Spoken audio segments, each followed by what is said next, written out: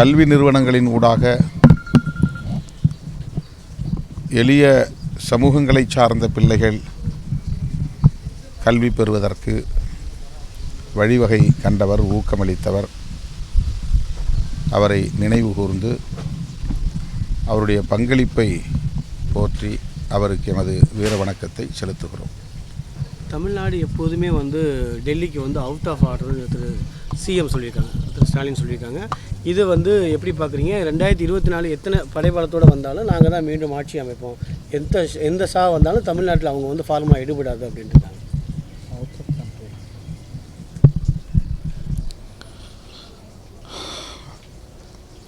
பாரதிய ஜனதா மற்றும் ஆர்எஸ்எஸ் உள்ளிட்ட சங் பரிவார் அமைப்புகள் ஒவ்வொரு தேர்தலிலும் அவர்கள் இங்கே ஒரு அரசியல் சக்தியாக வலிமை பெறுவதற்கு பகிரத முயற்சிகளை மேற்கொண்டு வருகிறார்கள். அவர்கள் தேர்தலிலே வெற்றி பெற வேண்டும் என்பதை விட தமிழகத்தில் நிலை கொண்டிருக்கிற பெரியார் அரசியலை அல்லது சமூக நீதி அரசியலை நீர்த்து போகச் செய்ய வேண்டும் என்பதில்தான் குறியாக இருக்கிறார்கள்.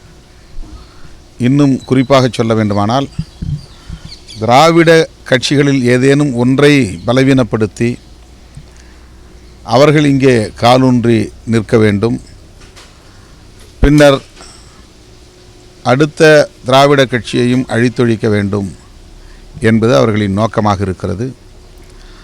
திமுக, அதிமுக என்கிற இரண்டு அரசியல் கட்சிகளை வலுவிழக்கச் செய்ய வேண்டும் என்பதையெல்லாம் தாண்டி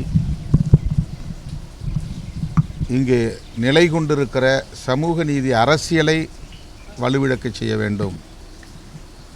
அதுதான் பாஜகவின் உண்மையான நோக்கம், உள்நோக்கம். ஆனால் இவற்றையெல்லாம் அறிந்தும் கூட அதிமுக ஒரு வரலாற்று பிழையை செய்திருக்கிறது. 2021ஆம் ஆண்டு நடைபெற்ற சட்டமன்ற பொதுத் தேர்தலில் படுதோல்வியை சந்தித்த நிலையிலும் மீண்டும் பாஜகவோடு கூட்டணி வைப்பது என்பது அதிமுகவுக்கு மிகப்பெரிய பாதிப்பை ஏற்படுத்தும் என்பதை உணர்ந்தும் இந்த முடிவை எடுத்திருப்பது அதிர்ச்சி அளிக்கிறது. அதிமுகவுக்கு ஏற்படுகிற பின்னடைவு என்பதையெல்லாம் தாண்டி பாஜகவை வாக்கு வங்கி ரீதியாக வலிமைப்படுத்துவதற்கு துணை போகிறது என்பது ஒரு வரலாற்று பிழை. அதிமுக மீண்டும் சிந்திக்க வேண்டும், மறுபரிசீலனை செய்ய வேண்டும்.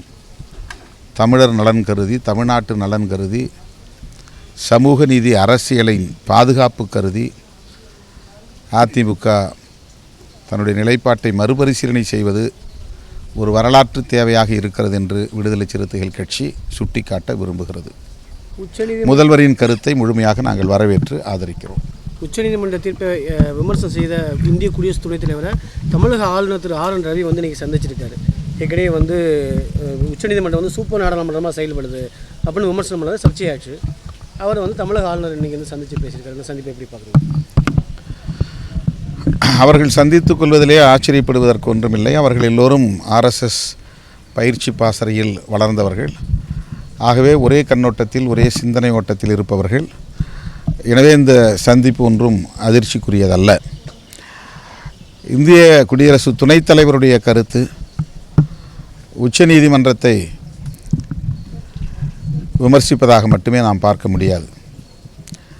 அவர்கள் விரும்புவது போல் எல்லா நேரங்களிலும் தீர்ப்பை எழுதி கொள்ளலாம் அல்லது பெற்றுக்கொள்ளலாம் என்று கருதுகிறார்கள்.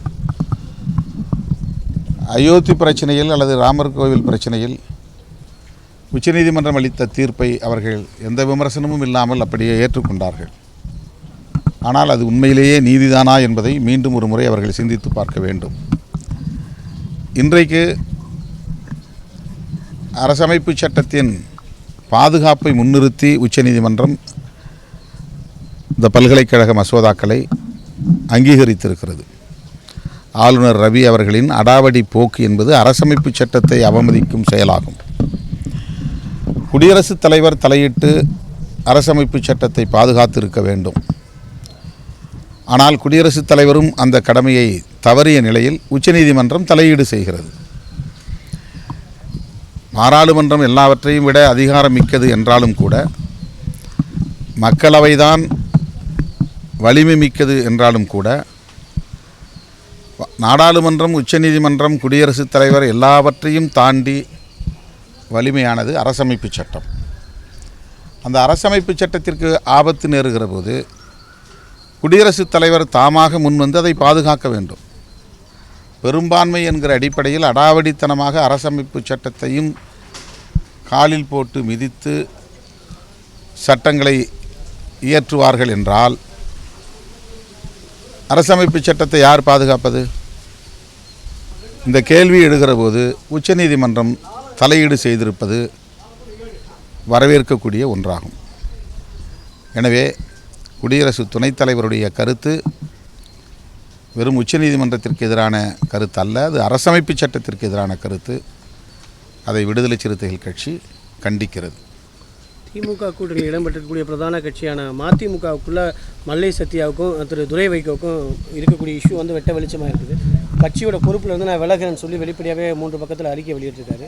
இது உட்கட்சிக்குள்ள திமுக கூட்டணியில் ஒரு பின்னடைவு நினைக்கிறீங்களா? அது மதிமுக என்கிற ஒரு அரசியல் இயக்கத்தில் நடைபெறுகிற உட்கட்சி விவகாரம். அவர்களுக்குள் அதை பேசி சரி செய்து கொள்வார்கள். அதனால் திமுக கூட்டணியில் எந்த பாதிப்பும் பின்னடைவும் ஏற்படாது என்று நான் நம்புகிறேன்.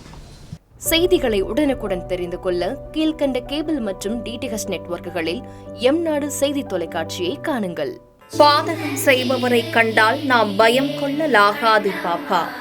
மோதி மிதித்து விடு பாப்பா, அவர் முகத்தில் உமிழ்ந்து விடு பாப்பா. அண்மை செய்திகளை உடனுக்குடன் தெரிந்து கொள்ள இணைந்திருங்கள் எம்நாடு தொலைக்காட்சியுடன்.